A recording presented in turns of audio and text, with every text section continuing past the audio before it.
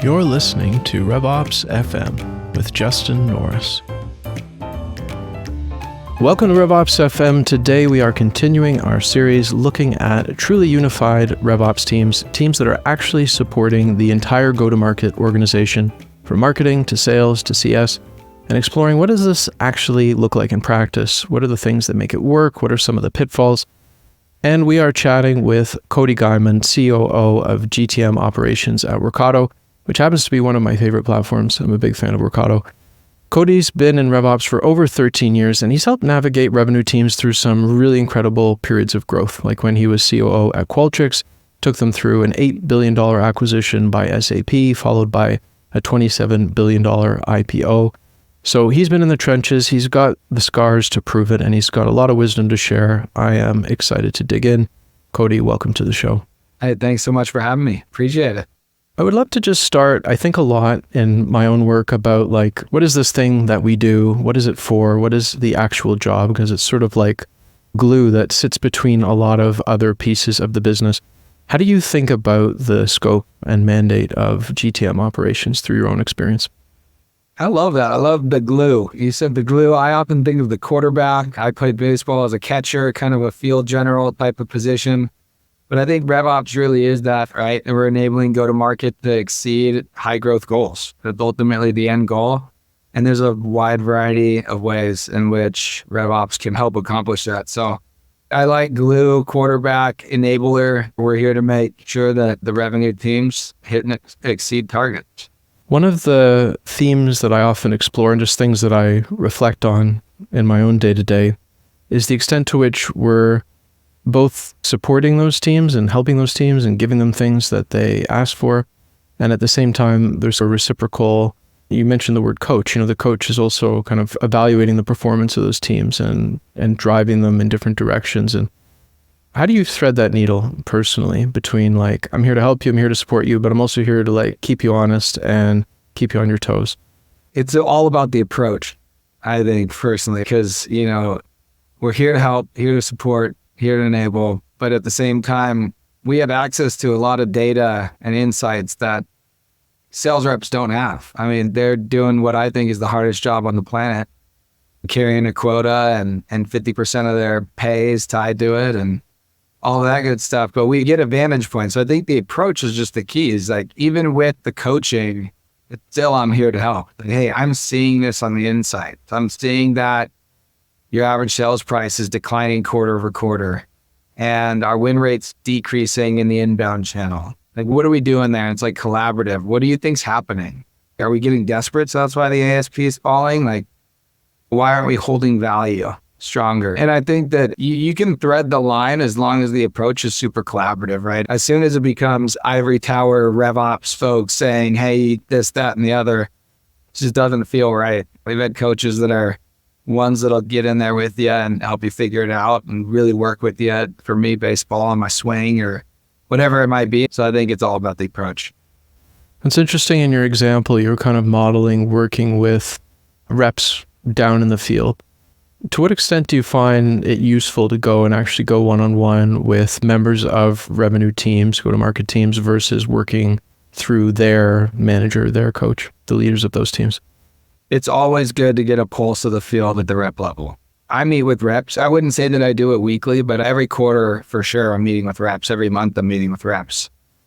And so I think it's important to feel the pulse of reps. And I'll mix that up, high performers, medium performers, that sort of thing, just to get a feel. But then for the most part, working through sales leadership, I mean, in my role, I'm working with the business leader, segment leader kind of level for most of it. And then folks on my team, whether they're in sales ops or enablement, they're going to also have counterparts, their business units that they support. And so we'll work through kind of a combo of sales leadership and ops team members that support those business units to kind of work collectively for the most part. But I still like to get a pulse by meeting with reps for sure. I want to give a shout out to the sponsor of today's episode, Knack. You know, I love marketing automation software, but let's be honest, the email and landing page builders are usually terrible. You can't make it nice without a developer, and marketers are going to find a way to break things or go off brand. You do not have time for that. So Knack is totally different. You set the guidelines and then give your users a building experience that's slick, modern, and beautiful.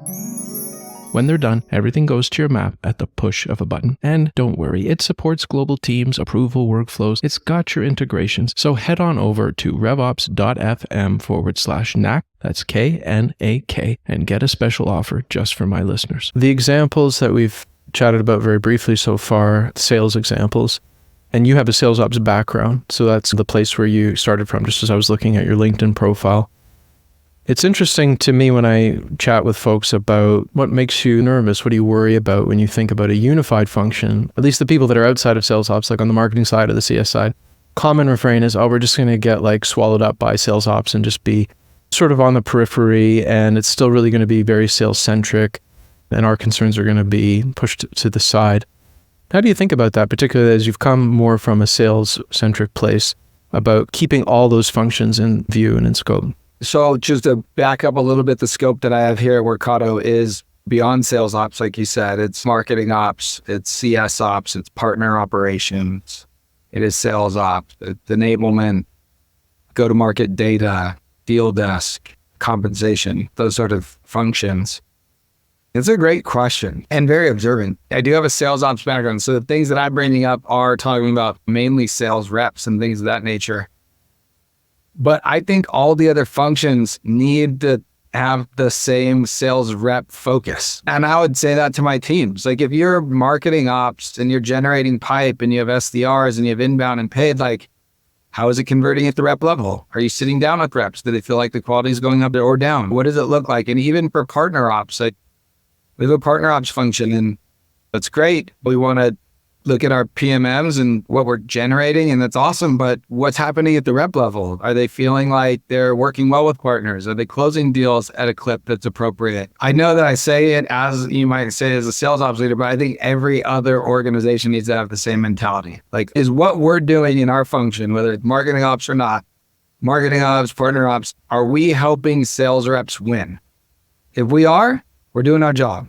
If we're not doing our job. I don't care what metrics and dashboards we have to make us feel good.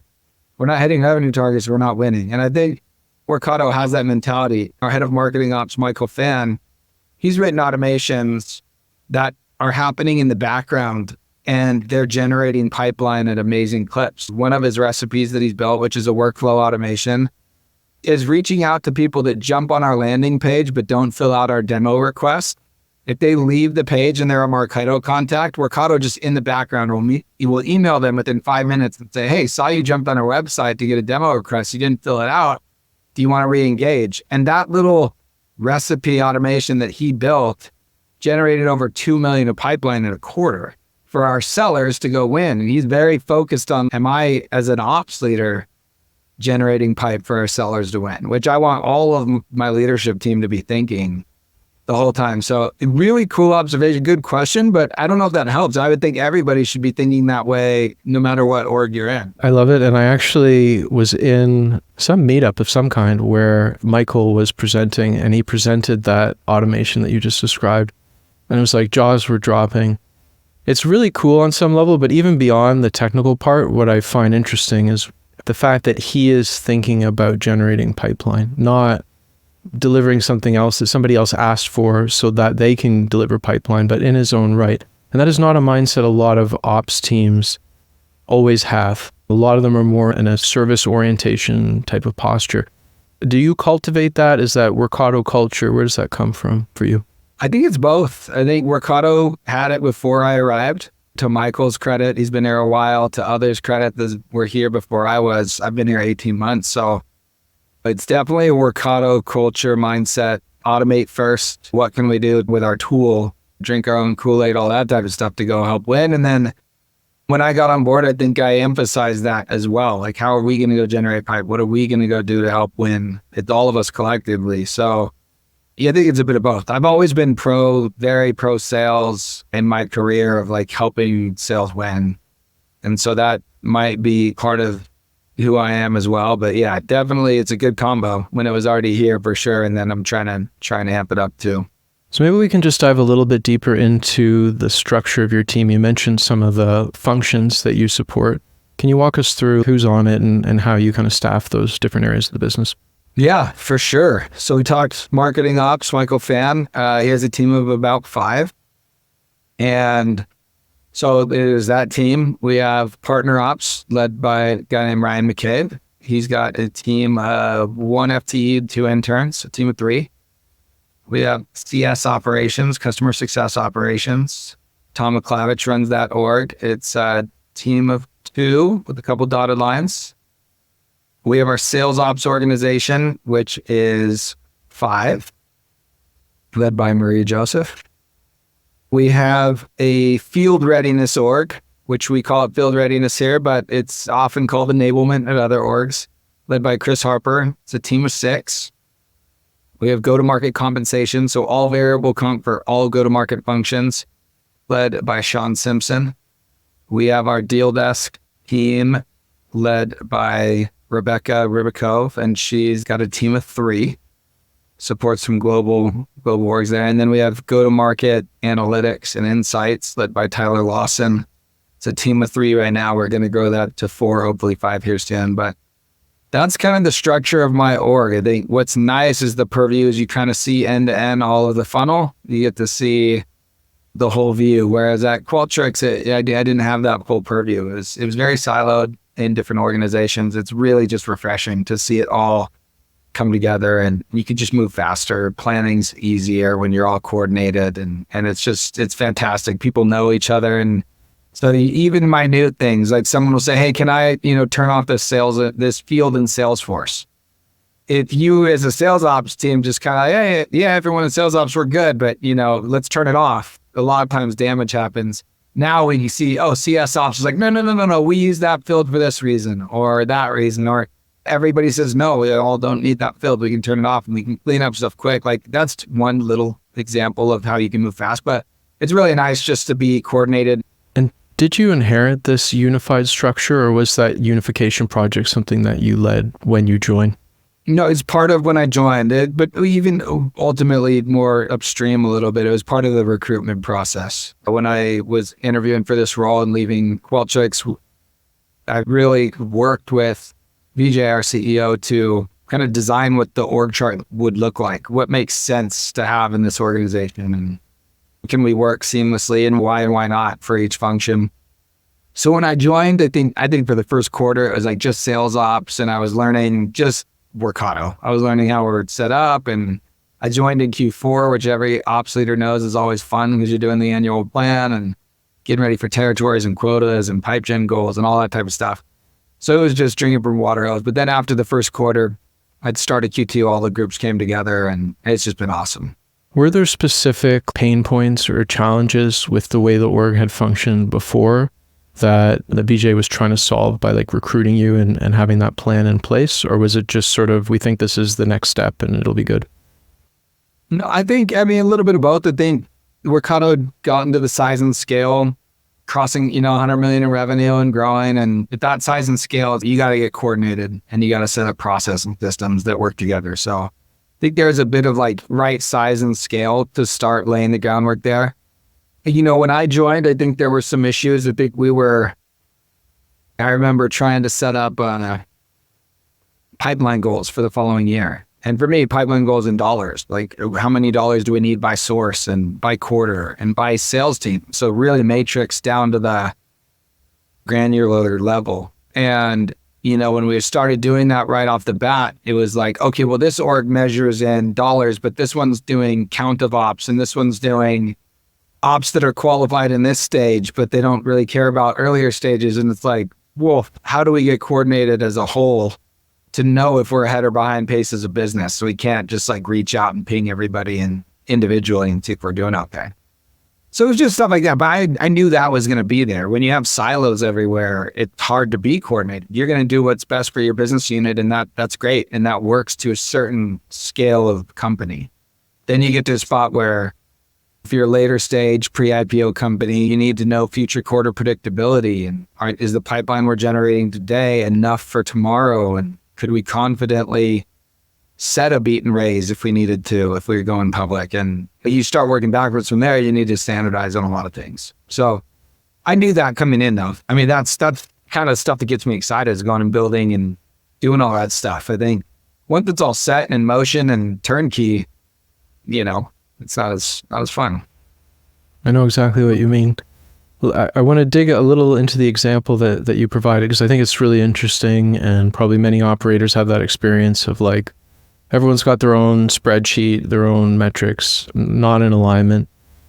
So the vision of the promised land, so to speak, of where you want to get to might seem clear, but getting everyone on board, especially when there's a lot of different people already doing things their own way, that could be challenging.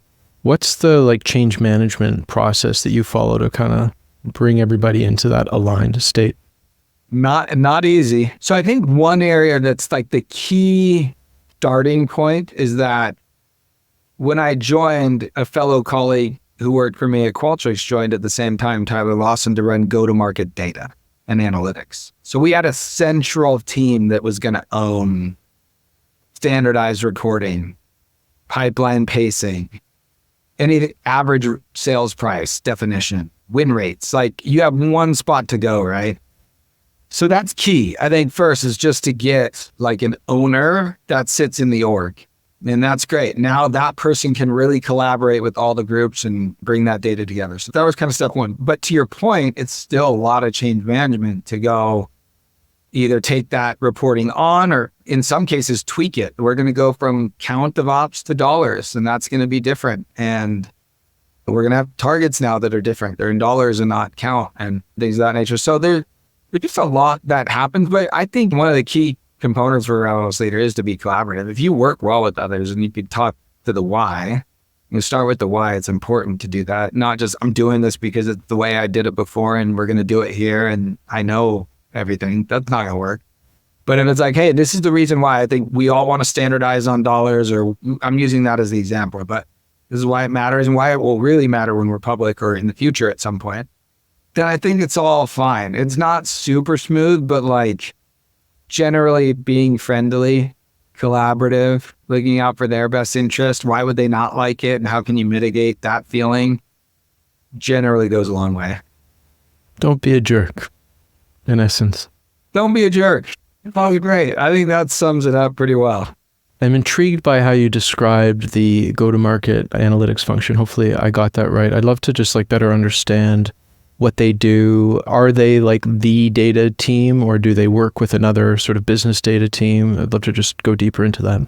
The data team for everything revenue. Okay. So, you're going to have finance professionals in a P&A that are going to own all the financial data. But as far as revenue metrics are considered, this team owns it, and they build out data dictionaries and get buy-in on definitions, right? There's oftentimes 15 different definitions for what a customer is, depending on which department you're talking to. And so if there's a place to document that, like if finance is asking for a data pool or whatnot, or they're pulling data and that count of customers looks different than maybe the go-to-market analytics team pulls. Why is that, right? And if you have definitions clearly laid out, a data dictionary catalog, a central source of truth for that, just becomes pretty easy, right? I mean, the average sales price could be really interesting, right? If you have a quarter with a 9-figure deal, that's the only one you've ever had, and you're looking at a chart, do you exclude that one for the sake of analytics purposes? Just exclude it so we could see without that one, were we okay? Or are we just going to celebrate that we were just awesome because of one deal pulled up the average, right? So there's just different ways you can slice data as a go-to-market professional. And so you've got to have a central kind of source of truth for those. And that's what that team does. This data dictionary that you describe, this seems like a very tactical question, but I'm interested in these things. Like, where does it live? Is it a shared Google Sheet that people can access? Do you have some kind of knowledge base, a wiki? It's a HighSpot page. Yeah, that's what we use for our kind of centralized repository for everything kind of go-to-market related. And we can kind of drop that and send it to everybody. And does that team have, if we just think about the tech stack that they're using, do they have sort of their own data warehouse, whether that's like Snowflake or BigQuery or whatever they're using? Or do they still share space with the rest of the org in terms of data and warehousing? Generally, they'll have their own pulled out for go-to-market and Snowflake and utilize that. Thinking about, you sketched out this org design during recruitment, you've come in, you've built it out. It sounds like 40 people. I wasn't keeping count, but it felt like about there by the time you finished. 35-ish. Yeah, it's a good amount. Intern, probably 40. Yeah. Big team. Any like pain points or challenges? Because I know there's the benefits, and I'm a believer in this function. That's why we're talking about this. But being realistic, if someone else was to take this journey, what are some of the challenges that they should watch out for? Man, that's a good question. We've got a lot of direct reports, so that's tough with wanting to have enough time with everybody individually. I think for me, the key there is when hiring, make sure that you look for people that can thrive in ambiguity. If they need a lot of hand-holding, it can be really difficult for me to give them the time needed, for sure. So that time spread, I think, is key. Now, there's some things we could do. We could hire another person and consolidate some stuff, but I don't want to do that. I think we're trying to be lean as a business, be more efficient. I can do it. I can be spread, but, span of control, it's a big team. There's a lot of folks there. So that's just, I think time management is important. I don't know that I would say there's a lot of challenges. There's a lot more pros that outweigh any cons, bringing them all together. I mean, we move faster. We move more efficiently. We're more coordinated. We did our annual turn within a week. Everything was done. I mean, quotas were loaded for the new year in the systems the day the annual turn flipped over. So everybody had quotas. Comp plans were done and sent out for signature within 10 days. Territories were done within 3 days. I mean, you can get stuff done. Pipeline targets were done before we even started the quarter. It's a lot easier to be coordinated when you have all the groups. When you're kind of waiting on another group and their boss to prioritize it for you, and then that's a key component of everything you're trying to build. If it's siloed, that just, now your annual turn can take 6 weeks. It can take 2 months. I've heard of some areas that taking 3 months, end of first quarter before everything's dialed. That's just so slow to get started off on a new year. So I don't know many cons. I mean, that's amazing. Exploring the example you gave a little bit further, let's say the structures were separate, like compensation, territory, stuff like that. Is it primarily the marketing sales alignment that makes that hard when the groups are separate, and that marketing's got to sign on to its pipeline quota? Yeah, I think it's all of them. It's hard when they're all if it's just sales ops and marketing ops sits in marketing and partner ops sits in partners. It's just so hard to get targets that you're pulling up. Really difficult to get targets if you don't know what each group is doing, and to check it. Are we good enough at the macro to be able to hit a number? And, targets is part of it. Territories is part of it.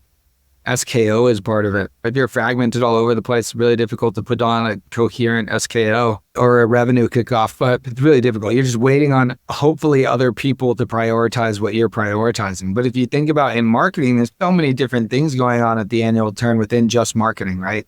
Pipeline targets is part of it, but the Gartner Magic Quadrant comes out in Q1.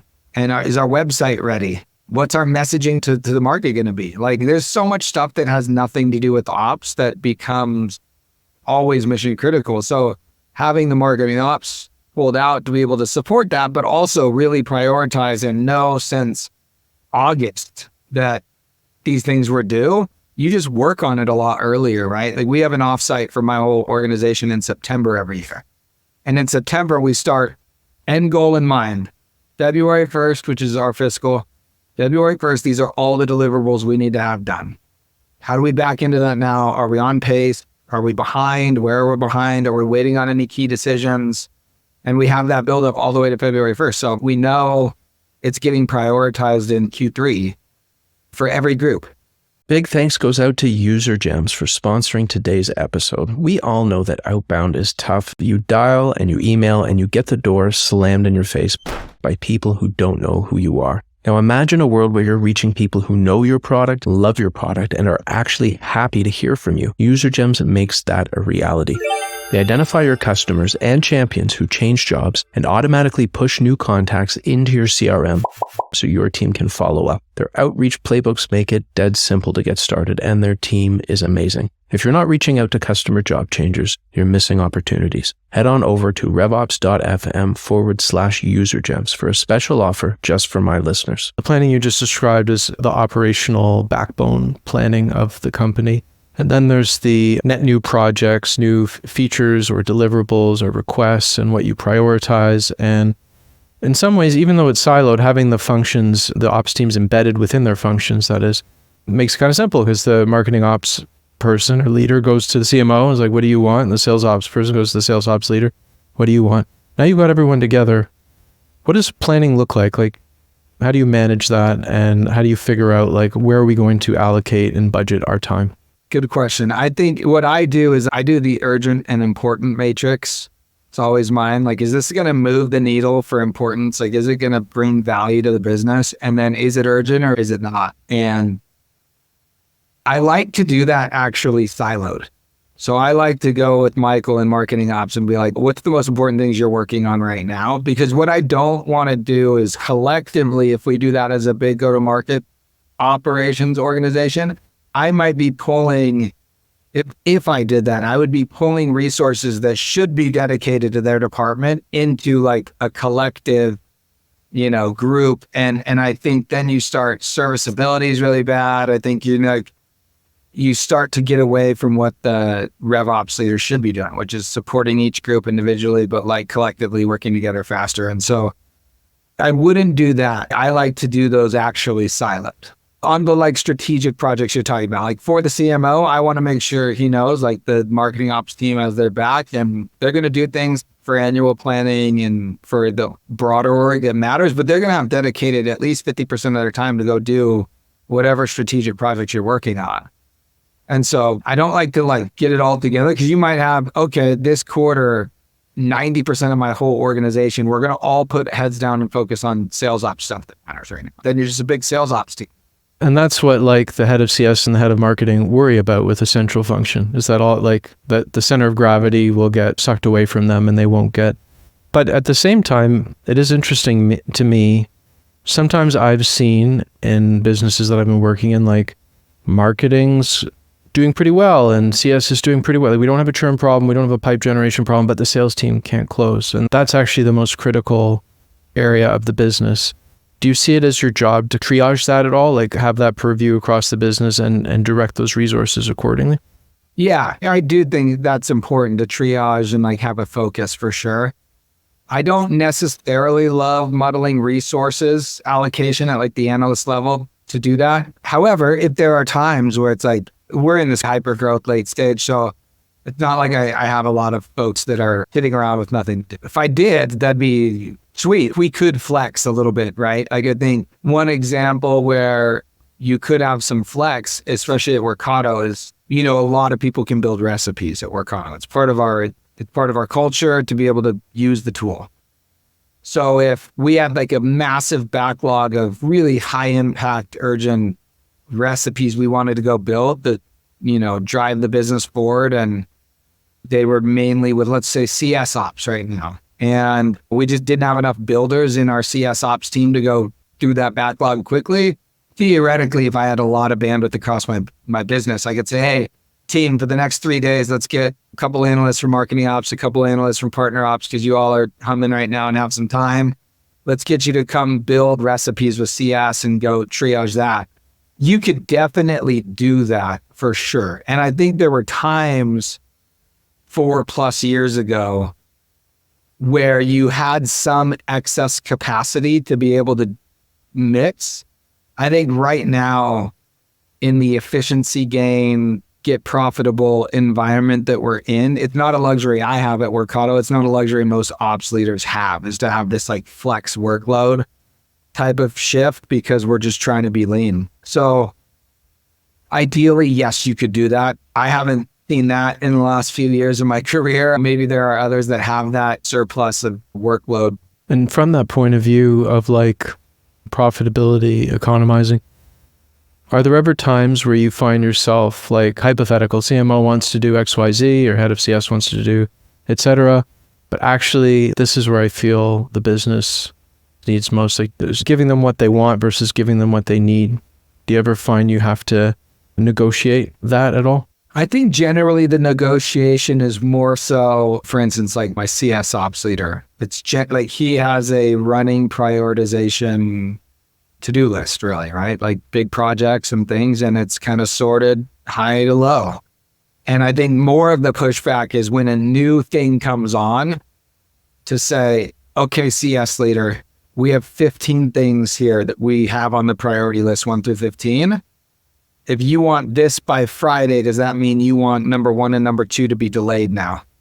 Or are we now slotting this in as number 1? Or does that one come in? And generally that's like a dance, right? It'll be like, no, I still need number 1 and number 2, but let's bring this into number 3 and it's something quick we can get done. And that's okay if the other 2 get bumped a week. You know what I mean? Like that's generally, I think, the negotiation. I think from my perspective, I try not to push back too hard on what those domain leaders feel is important, unless I guess I felt like super strong about it. But to me, like I'm not the CMO, like I haven't been versed in marketing throughout my whole career. And I feel a little bit of like, who am I to say what's important and whatnot? I can come back with like, here's the list. Here's how long we need to get these things done. And like, where do you feel like this slots, I think is a better combo. I mean, I could ultimately, like, if I felt completely like, no way, that's not that important, I'd maybe say something. But generally, like, I'm pretty reluctant to really push back too far there, unless I think it's like egregious, which is very rarely, if any. Thinking about impact, you mentioned that project that Michael worked on, which is super cool. What are some of the other things that you're just, really proud of that you feel your team's been able to deliver over the last while? I think some of those automations pieces that either drive pipeline or efficiency are great. Those will always be what I say with Workato because it's our tool and I love it. But I think another one that's important is I'll just pull up a report that I think it's used every day by hundreds of people. And it's a pipeline pacing report, right? For Q2 that we're in right now, are we ahead or behind pace for pipeline generation by source 23 days into the quarter?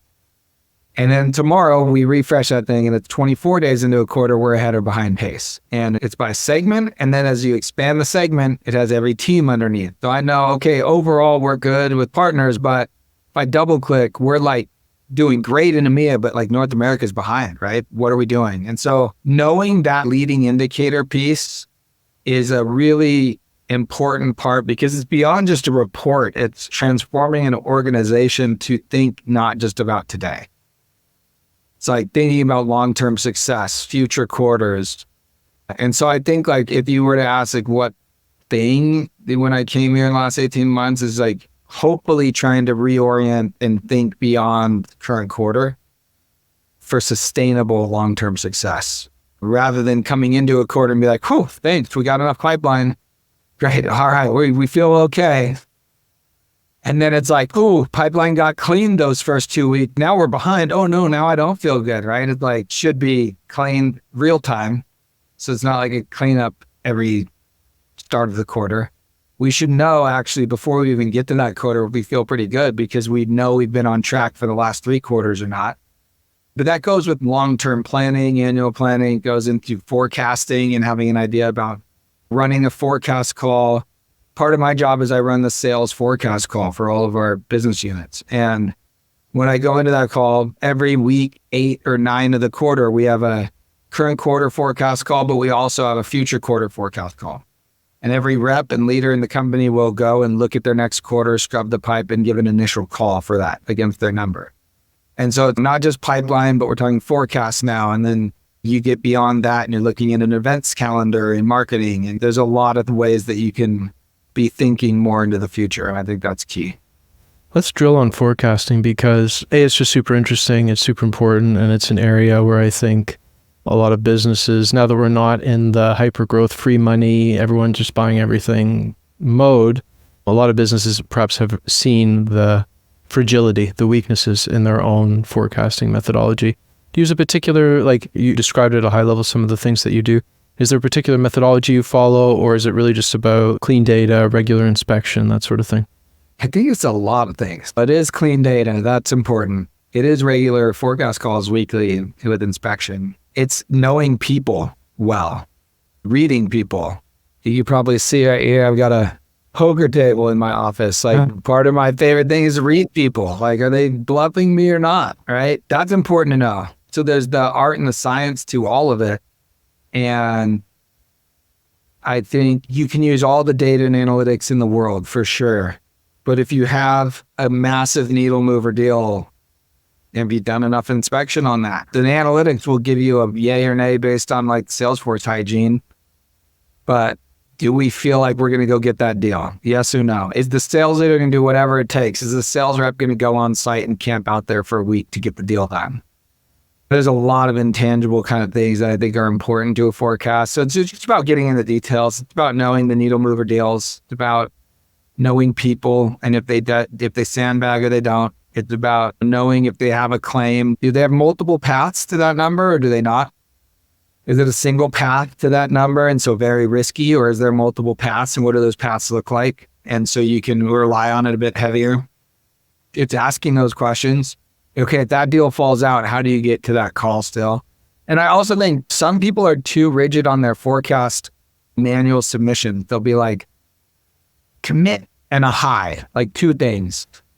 You're like, well, it's just going to get you a massive range. Doesn't really help you, right? So I like to do, a lot of people call it closest to pin, nearest to pin. But what I want to do is I want to hear that, but I want somebody's response to that question.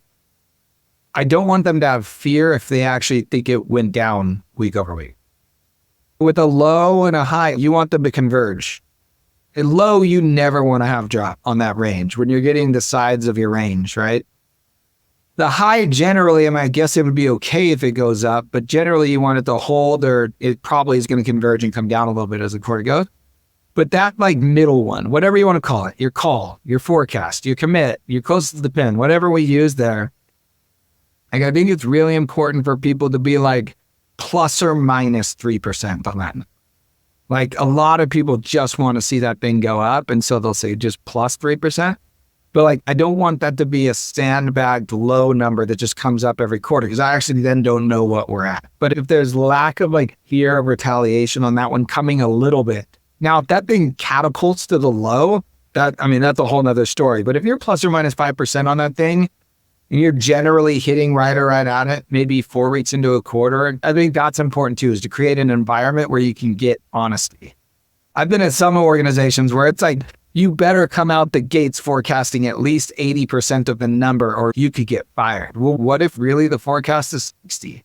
You want them just to lie to make you feel better about it so they don't get fired? Like, it's just a weird environment. But if you're like, no, I want to know the real all the time.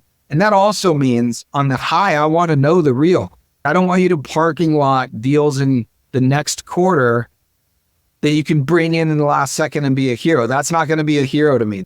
And I'd rather have it be an upside deal within the current quarter, like, so we know about it. Let's just be honest and communicate about it so we're good. And I also know if you've exceeded your number on the last day of the quarter and you want to push some stuff, you can also tell me if you need it, we can bring it in at the global level, but I might not push for that signature today because I have a light next quarter pipeline. It feels good to start off a little bit better, but I'll do it. Like, I want to hear that concern come out. I don't want to be searching for it, you know? It's so logical and common sense, what you're saying, and it's cultural, and it's back to not being a jerk, all that good stuff. And yet it's not that common. Like, the negative stereotype of sales culture is the other thing you said, encouraging this deceptive, dishonest behavior. And that's really toxic, and it's actually harmful to business performance, not just harmful to people. Why does that dysfunction exist, do you think? Why are more people not kind of commonsensical the way that you just described? I think a lack of probably fear. If it's a fear-based culture, and you don't have somebody that's willing to say like, no, I want transparency, I want honesty, I want that. And it's really hard. You're in an environment where that's like tops down and you have to come out the gates a certain number or you could get fired. And like, that's just the culture. You need somebody brave to push back against that. And that's rare because I think people want to be comfortable and maybe don't want to stand up to that type of stuff, but it is rare-ish. Hopefully it's like becoming less and less rare, but it can set you apart. I think for those that are opportunistic listening to this, like if you want to set yourself apart as a RevOps leader, be willing to get uncomfortable. Be willing to ask like uncomfortable questions and just sit in the silence for a little bit. Like, hey, are you really just committing that deal because you like are worried if your commit's lower, like you're going to hit a list on a pit list somewhere? Because like, I feel like there's no way you're getting to that number. Convince me that I'm wrong, please. Because like, I want to know why you're saying that number. Maybe I'm missing something, but that feels forced. It feels like it's not going to happen. I would love for it to, like, tell me why. And maybe you're opportunistic. There's some stuff that I don't know about. Great. But like, I think those are the type of combos that's really where you can set yourself apart versus just like reporting the news, right? Oh, the forecast was 90%. It's going to be 90%. And I think it takes a leader to be like, no, what do you actually think it's going to be? Well, I think it's going to be like 70%. Why? Because the data says this, and I think this person's kind of scared because they had a bad quarter last quarter and they don't want to come out the gate with another bad call. So they're probably inflating it. You know, you just got to dig a little bit, but you can set yourself apart. I love it. One of the things maybe that's in your corner, at least now at Workato having that conversation, you know, you had a great run at Qualtrics and you hit some highs that not everyone gets to hit. Probably relatively small number of people get to have those sorts of exits. So maybe first question is, do you feel that that's like an asset, that previous experience now that you go into new roles? And number two, maybe just walk us through some of that journey and some of the battle scars and things that you learned through that kind of growth. For sure. No, I feel very fortunate, very blessed to have joined Qualtrics when I did. I mean, I joined a rocket ship that was taking off. And so a lot of that was just, yeah, I'm grateful that I joined when I did. Because I think I learned 30 years of experience in 6. We went from 100 million in revenue to 1.5 billion when I left. I mean, it's insane. Not many companies grow that fast and go through such transformational organizational changes in such a short time that it's wild. We put some ops stability in place and prep to go public. And, you know, Sequoia gave a checklist. Here's the things you got to do to go public. We create the roadshow deck. We got to do the things.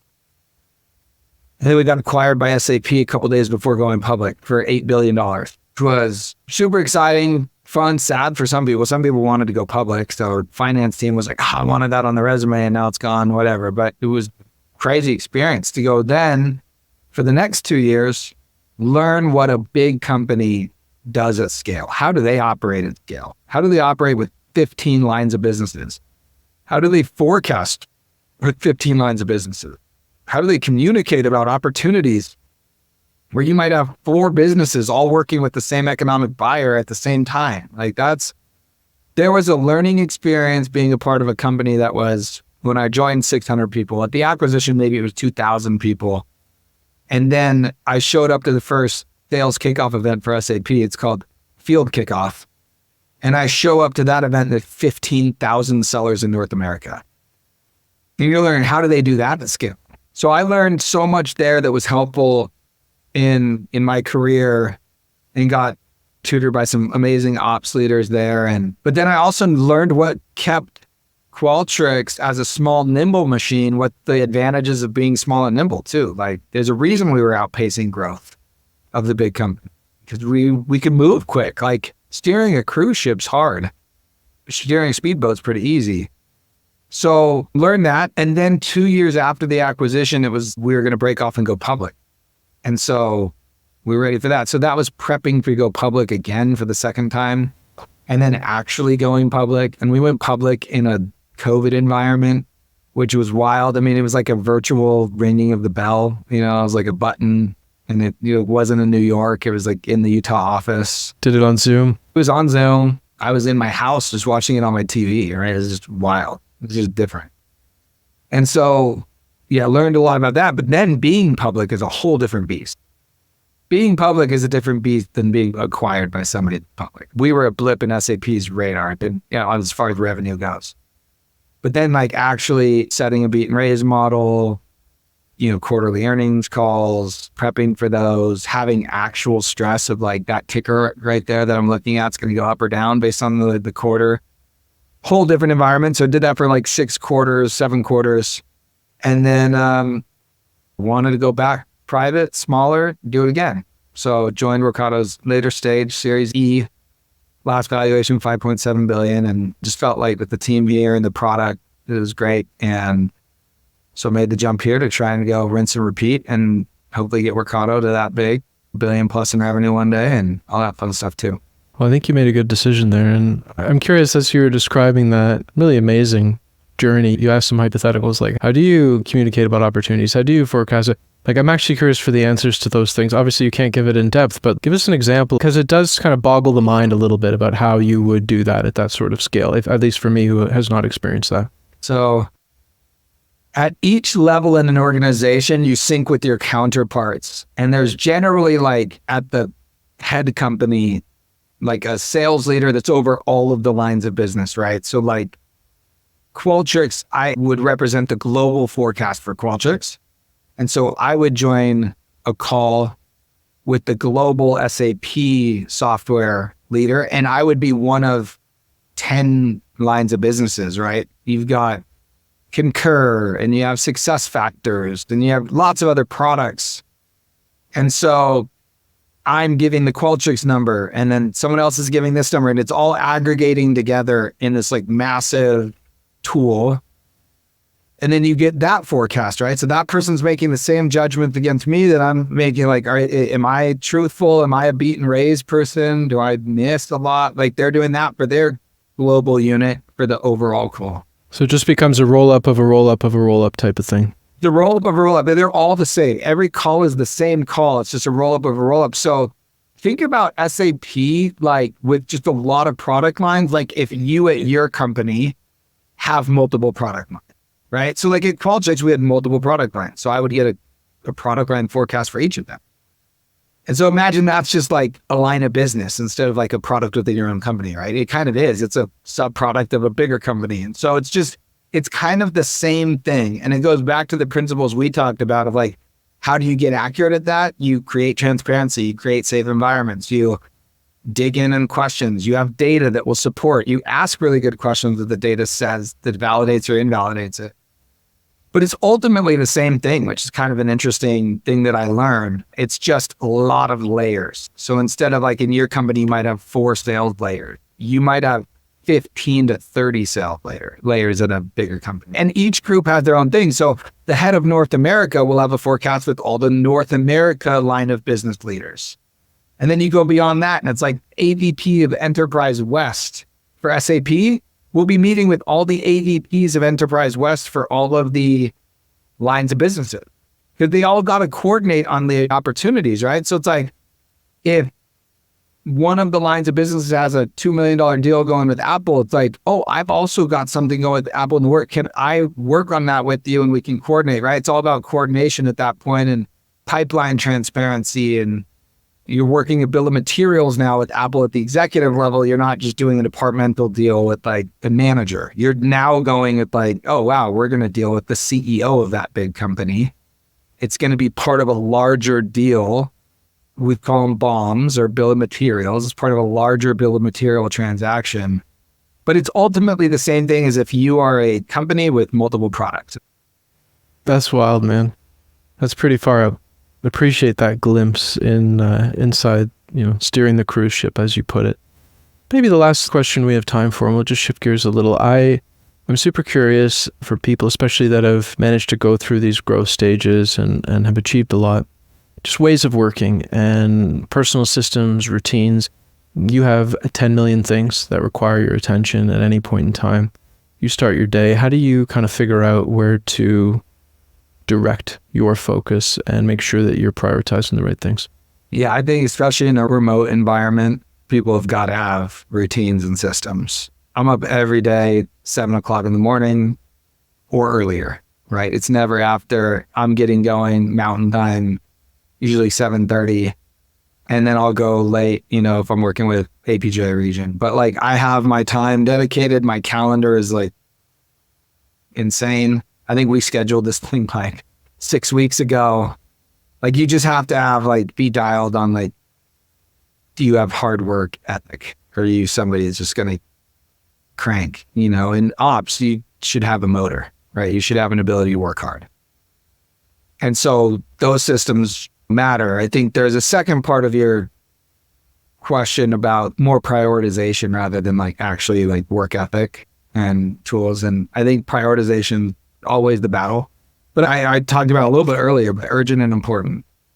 Where does it fall on that quad? Is it top right? Is it super urgent and super important? Then we've got to prioritize that one. And then where do they fall off and which trade-offs do you make or the other one? So that's generally what I'm trying to do. I mean, every day I come in and I've got a note card with the 5 things I need to get done that day, or 3 things sometimes. Sometimes it's 1 thing. Today it's board deck. Board deck needs to get done and I got this podcast. That's all hands on deck. So we have a board meeting next week. So coming in, and I like to start with a fresh piece of paper every day. And I just sit, early in the morning. This is what I need to get done. This is what we need to get done as a team. One thing that I do is what can I cancel from my calendar? I think that's important every day to do. Any of these meetings, do they flip out of urgent and important? And are they part of this list that I wrote down? If they're not, can I bump them a week? Sometimes that's annoying. So sometimes if I've bumped it enough, I gotta be okay, I gotta take that meeting because it's urgent now because I've bumped it multiple times. But I think it's important to really get strict on prioritization. And I'll say it, hey, sorry, board deck's everything right now. I gotta bump this meeting. But generally it's being able to say no, being able to push stuff off, being able to prioritize your day, and then making sure things fall in line with it. I think, and day by day, if you're doing that every day, then your year became prioritized. So I don't try to make it too complex. I'm not one to file it all in Jira and project management tools. I'm sure somebody can help me with that, but I'm just pen and paper, Excel spreadsheets, great. I love it, and I am grateful that I was the second thing on your list today in addition to the board deck. I really appreciate that. This was a super fun chat, Cody, so thank you very much for doing it. Thank you. I had a blast. This was awesome. Hey everyone, I want to invite you over to the RevOps FM Substack community, where you can sign up to get rough transcripts, show notes, longer form articles, and other bonus content. Just head over to revops.fm/subscribe to get free access. I'd also love to know what you thought of the episode and to hear suggestions for topics you want to learn about. Feel free to leave a comment on Substack or send me an email at justin@revops.fm. Thanks for listening.